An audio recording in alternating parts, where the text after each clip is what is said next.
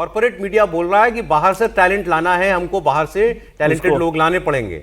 ये उसके खिलाफ इन्होंने आतंकी हमले के बहाने वहां वार कर दिया है कि कॉर्पोरेट मीडिया अभी भी कहता है कि लोगों को बाहर से लाओ और अब हम नहीं आने देंगे, तो ये इसका इस्तेमाल वहां भी करेंगे। त्रिपाठी जी, पहले आतंकी हमले पे।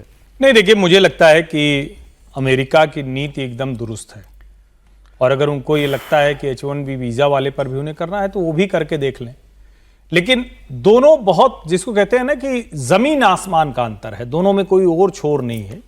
एक है जो आपके देश को ध्वस्त करना चाहता है, अमेरिकन को, गोरों को, व्हाइट को, उनको पूरी तरह से वो खत्म करता है, उनसे घृणा करता है, उनको कहीं भी मिलेगा तो धमाका करके उड़ा देगा।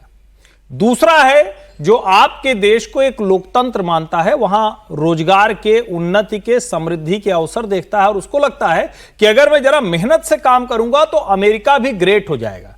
दरअसल दूसरा वाला make America great again campaign का साथी है, और इधर वाला आपके अमेरिका को ही ध्वस्त कर रहा है, यानी अमेरिका को डिमोलिश करने वाला और मेक अमेरिका ग्रेट अगेन बनाने वाला। अगर दोनों को एक साथ जेडी वेंस रख रहे हैं तो मुझे तो आश्चर्य हो रहा है, क्योंकि आगे तो वो प्रेसिडेंशियल नॉमिनी होंगे ना, उनको मौका मिल गया ना एक काम करने का। नहीं, लेकिन इमिग्रेशन पर सबके लिए सख्त कर दो। इसका मतलब ये हुआ कि आपका कोई विजन नहीं है, आपका दृष्टि नहीं है ना आपकी।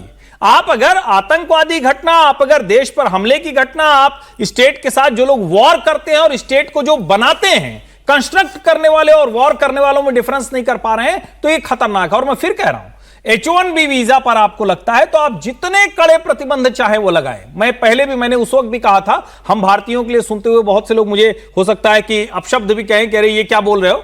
सच बात यह है कि अमेरिकी कंपनियां अमेरिका में सर्वाइव नहीं कर पाएंगी। ट्रंप ने उसकी स्वीकारोक्ति की है। तो जो आपका दुश्मन है उसको आप एक खांचे में रखिए, वहां हम भी आपके साथ हैं, और हम तो नरेंद्र मोदी को कहेंगे कि जरा सुन लीजिए भाई, थोड़ा और नीति कड़ी कीजिए, घुसपैठिए, अवैध घुसपैठियों के खिलाफ जीरो टॉलरेंस, नो नॉनसेंस। जो गोली बोली एक साथ नहीं चल सकती है, घुसपैठिया और नागरिक एक साथ नहीं रह सकते हैं, यह सूत्र वाक्य लागू कीजिए। लेकिन एक बड़ी अजीब सी बात है, एक आदमी जो शरण मांग के गया हो वो ऐसी हरकत क्यों करेगा? अच्छा, एक चीज और मैं आपको बताना, ये जरूरी है आपको बताना, ये आदमी था कौन?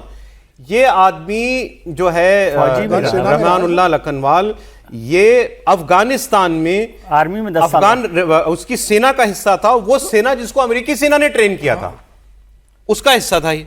कंधार के कैंप में, बेस कैंप में था वो। हाँ, कंधार के बेस कैंप में था। देखिए, अफगान को, अमेरिका के साथ अफगान का रिश्ता तो आप समझ ही रहे हैं, जिस तरह से अमेरिका भागा है। और ये जो बेस बड़गाम के उसके एयरबेस भी चाह रहा है, बड़गाम के जो कैंप की बात हो रही है, एयरबेस की बात हो रही है, ये बहाना भी ढूंढेंगे हो सकता है। हाँ, तो वो होगा ही ना, इसके बहाने से ही होगा। और पाकिस्तान तो इसी बहाने से जानना चाहता है कि भाई अमेरिका की गोदी में बैठे रहें कि भाई हम ये करवाएंगे।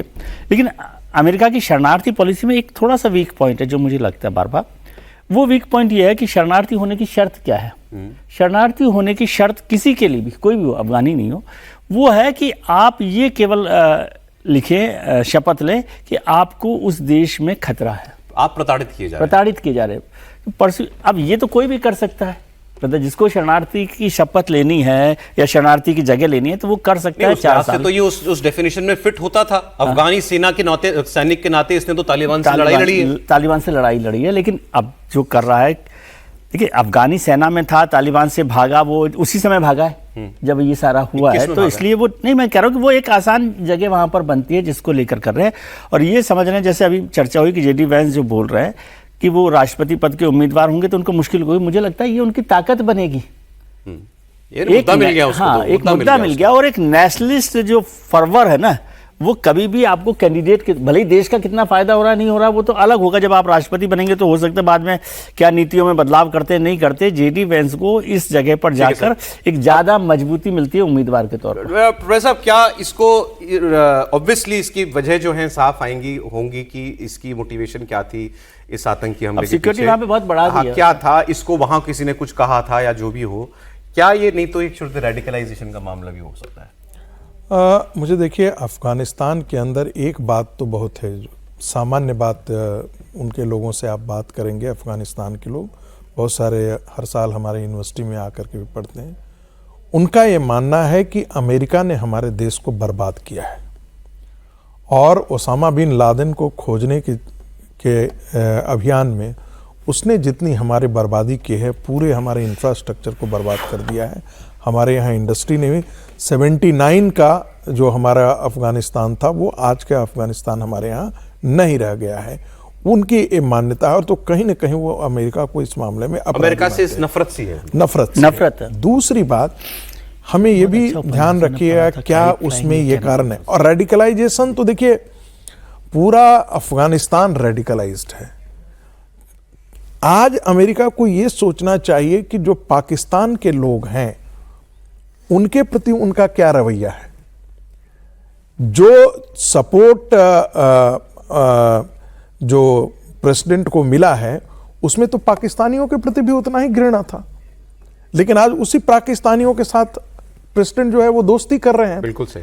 जितने रेडिकल इस्लामिस्ट थे, चुनाव से पहले वो खुलकर के उनके खिलाफ बोल रहे थे, और जो बाइडेन पर ये ठिकरा मर रहे थे कि ऐसे तत्वों को, जो बाइडेन की और वहाँ की जो डेमोक्रेटिक सरकार, डेमोक्रेटिक पार्टी की जो सरकार है, वो उनको सहायता करती है, उनको रहने देती है। ये सारे मार्क्सिस्टों को, ये मार्क्सिस्ट और इस्लामिस्ट, जहाँ मार्क्सिज्म है वहाँ इस्लाम नहीं टिकता है। लेकिन मजेदार बात है कि बाकी कंट्री में ये मार्क्सिस्ट और इस्लामिक्स दोनों एक साथ थ्योरी में नहीं जमते हैं, प्रैक्टिकल में एक हैं, एक साथ आकर के खड़े होते हैं। भारत के अंदर आप देख लीजिए, सर, अब अमेरिका के अंदर देख लीजिए,